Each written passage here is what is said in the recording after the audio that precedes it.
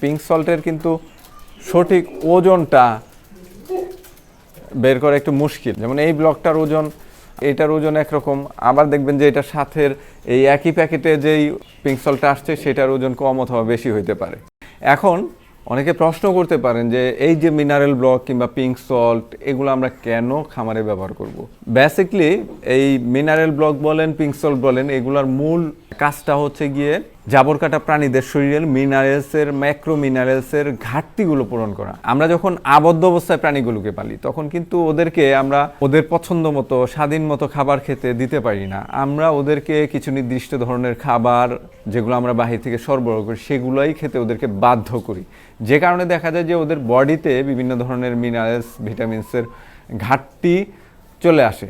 তো এই ঘাটতিগুলো পূরণ করার জন্য, স্পেশালি মিনারেলসের ঘাটতিগুলো পূরণ করার জন্যই কিন্তু এই মিনারেল ব্লক